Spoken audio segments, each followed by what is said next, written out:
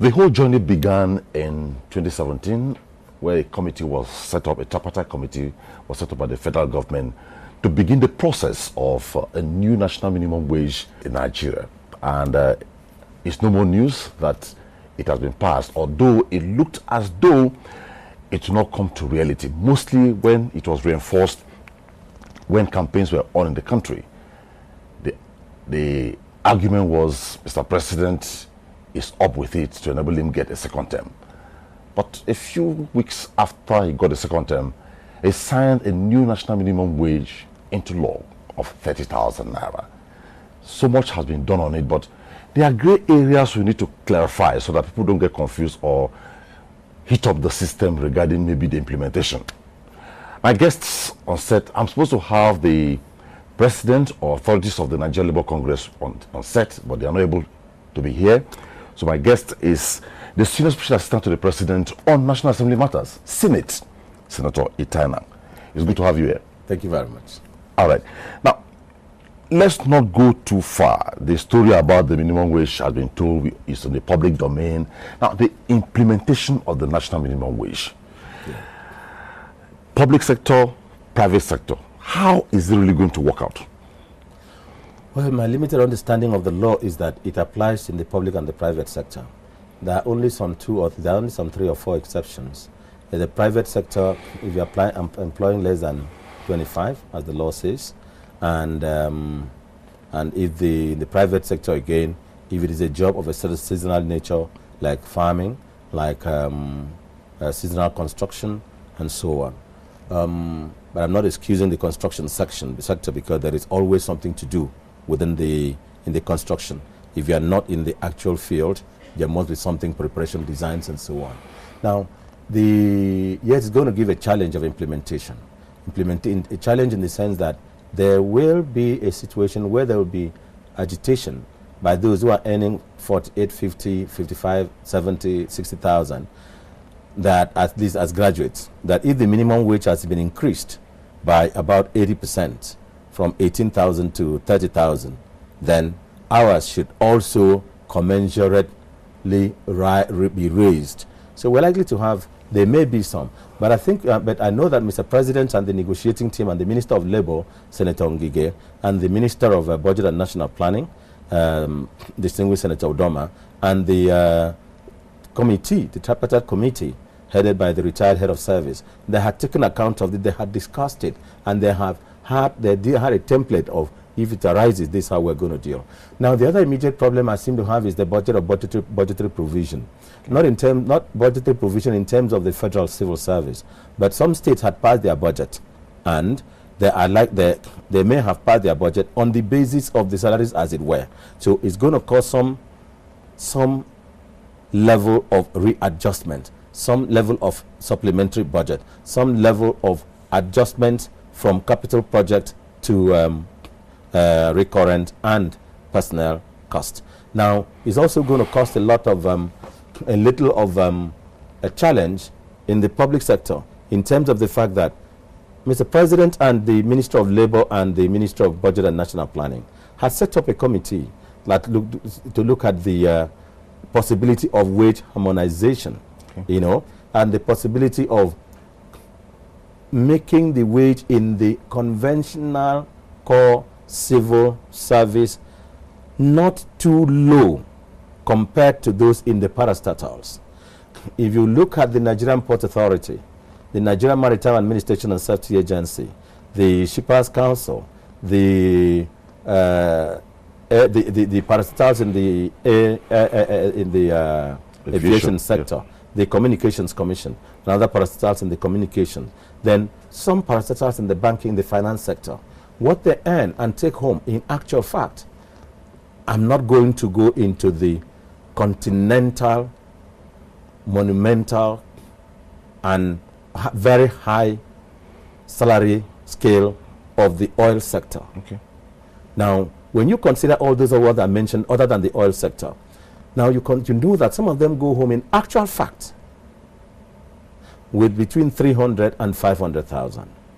And then, so they say, oh, please please take this as a rumor. Okay. I will not say much. Take it as a rumor. Okay. Rumor has it that they take so much home, and then those who in this sector takes this home, and there is a level of, there's a way they do it. You know, they call it different names that is not known to law, but is protected by law.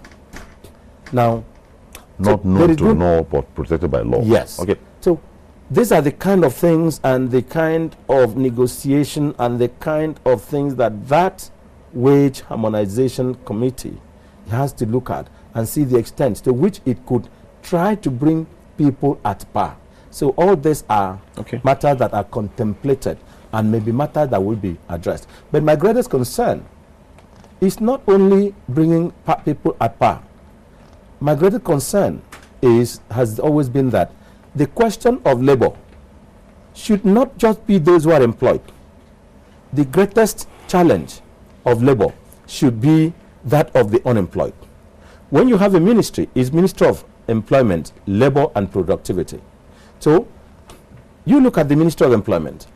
Labor is those who are already in the service, and they seem to take all the time, all the negotiation, while the employment. Okay, let me interject now. You know, I allowed you go very long because it's an issue that is very thorny that people need to understand. Reacting swiftly to the signing of the new national minimum wage into law, the Nigerian Labour Congress appreciated President Muhammadu Buhari for signing it into law, and that Nigerian workers indeed grateful but desire an immediate implementation of the law. The immediacy now. Yeah. A law comes into effect the date it is assented to, or the date that is set by the provisions in the law to come into effect. Now, ordinarily it has to come into effect immediately, but there may be some issues of housekeeping, because there is one thing about salary. It is, one, ability to pay. So the Labour Congress must and will have to relate with each of the organizations to which they relate on the ability to pay. They will have to examine how many workers do we have, how many are on the basics, that how much will it take if you raise from the 18 to 30 on the basis of the minimum wage, and how many people are on that bracket. Then are there likely to be consequential increase for those who are perhaps who were earning one level or two levels higher, or one or two steps higher? Those are the matters they may need to sit and talk with the employer. But I will urge the Nigerian Labour Congress that the best appreciation they can give to President Buhari and the federal government on this is that they should be gentle about every negotiation. They should also know that government has a lot of other things to do. It's not just the payment of labor. Government will have to maintain national security. It will have to maintain the police. It will have to maintain the army. It will have to maintain the productive sector. A lot has to be set apart for capital project, and it is capital project also has element of labor. Labor also has to think that the whole essence of government is not only to pay salary to the employed, but also that those who are yet to be employed, government, the ministry, and even law itself anticipate that they have to be employed also. So they should also make allowance in their negotiation for how much will it take to pay those who are in existence, who are so on the road. In effect, They also have to take account of those who are yet to be employed, and the ability of government and the necessity for government and the private sector to be able to employ them. Just to put said, and I've said it once or twice, that justice is not only for the accused who is in the dock, but also for the deceased who 6 feet below the grave is also crying for justice. So the justice in labor in this matter should not, and it's not only for the employed, it's also for those who've been qualified to employ for employment the past 3, 4, 5, 6, 7, 10, 8 years, some 15 years, for employment and have not been employed. So we should also make allowance so that government can also employ these people, and also the capital project component of it, because even the capital projects and other areas also create employment. So clearly, you cannot clearly say this is maybe when the implementation will start for now. The implementation has started by law, because it is with effect from the date His Excellency Mr. President assented to it. But the voucher will be prepared.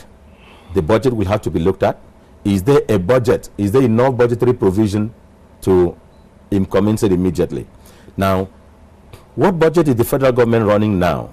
The federal government is today running the 2018 budget. The 2018 budget has a date, has contents for salary. The signing of this budget, of this act, does not amend the Appropriation Act.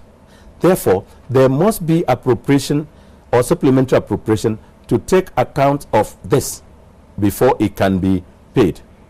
Otherwise, and in addition, the 2019 budget, His Excellency Mr. President in his address had stated that what he has proposed has taken account, or a great part of it will take account of the increase of the anticipated increase in the minimum wage. But it's not certain. But in any rate, there's no cause to worry regarding the implementation eventually. Yes, there's not much cause to worry. Let's proceed now. And I think you have touched this. The NLC said it is therefore calling on employers at federal, state levels to commence immediate negotiations with appropriate unions on the impact of the new law. I think you have touched on that briefly. Yeah, I think that shows the sensitivity of NLC to sensibilities in each of the sectors.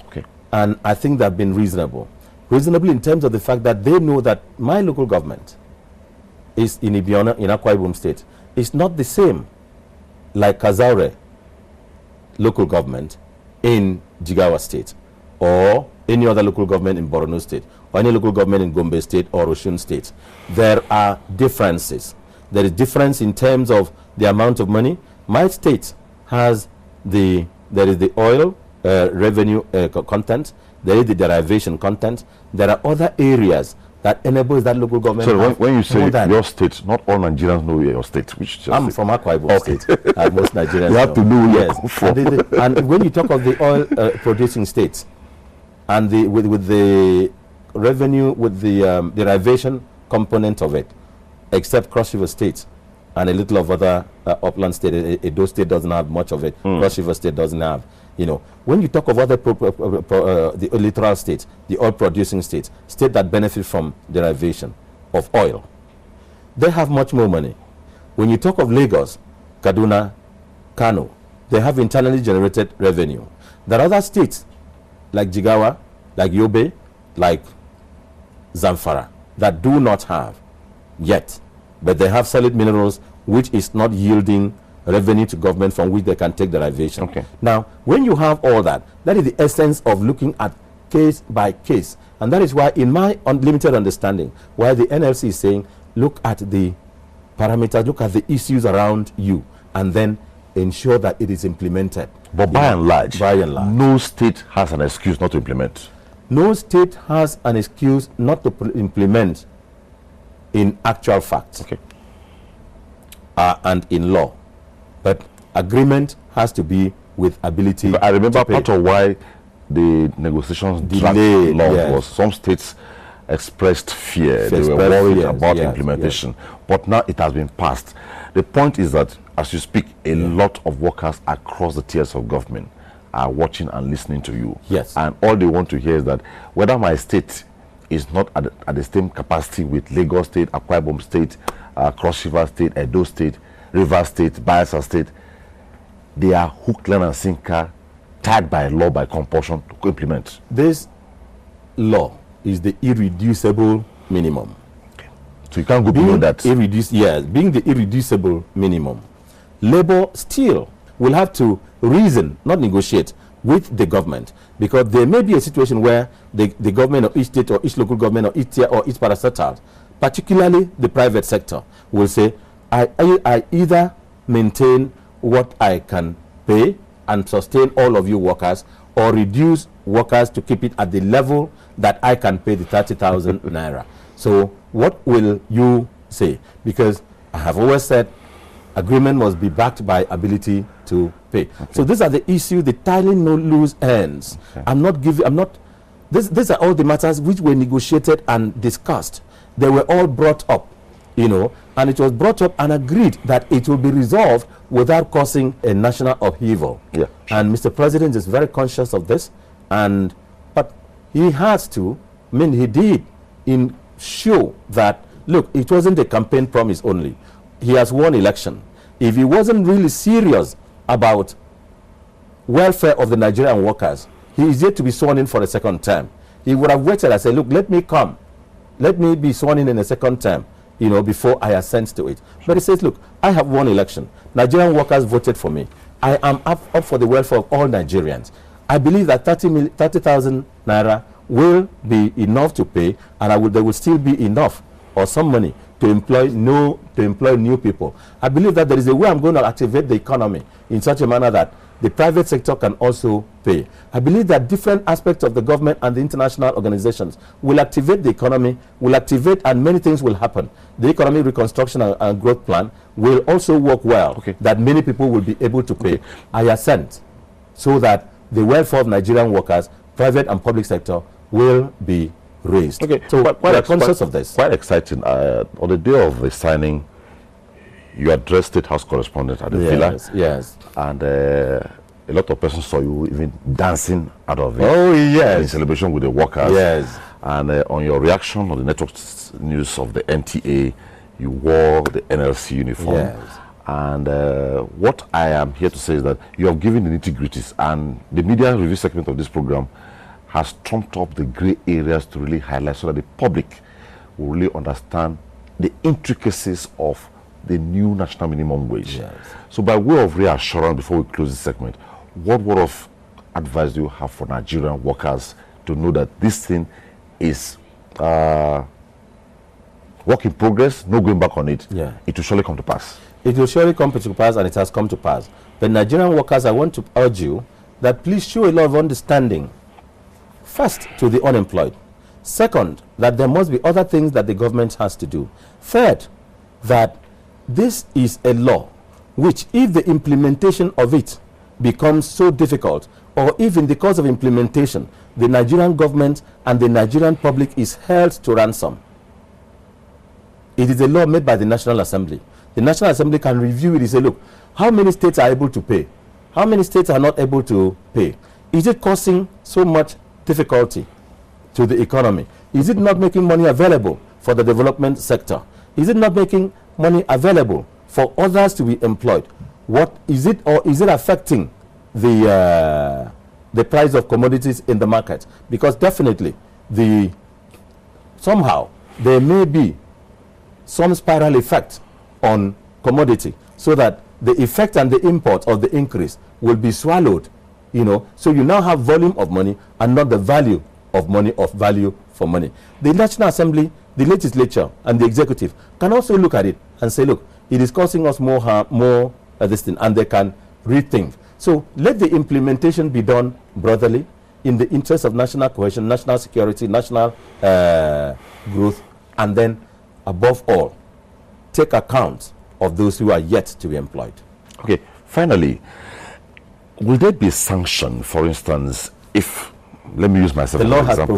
The law has provided what sanctions there are. Yeah, and it says if you don't pay, there is a provision that the Nigerian Labour Congress and the Minister of Labour and any other labour institution can take you to court to recover. If you don't pay enough, they can take you to court to recover the balance of what you have not paid. I'm feeling for the private sector now, yes, before we conclude. There are certain persons in the private sector, informal sector, yes, who may not have the capacity. The law has agreed. So that in terms of for instance, if maybe I want to work for the hospitality industry, and I want to work as a front desk officer, and I go, they say, we are paying you 20,000. And I say, no, the Nigerian minimum wage is 30,000. We have to start negotiating from 30 up. Is that tenable? I believe that it has to be backed by ability to pay for one too. The law has said that if your number of workers is about 25,000, you are not bound by it. And it has also made certain exceptions.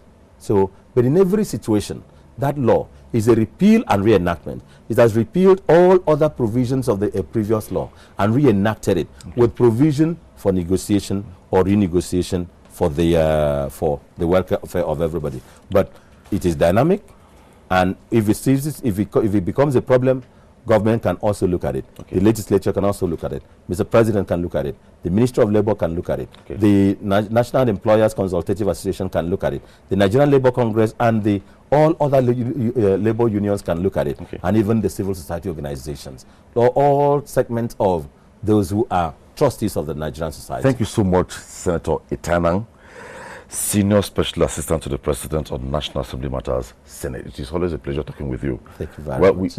We looked at new national minimum wage signed by Mr. President, which is 30,000 naira, and by law, it is called the Minimum Wage Repeal and Reenactment Act 2019. Well, we have tried to simplify it, but we'll keep a sustained conversation to understand the basics of it. Thanks so much for being on. Thank you very much. Thank you, my pleasure. Okay. Up next on the program is the media review segment.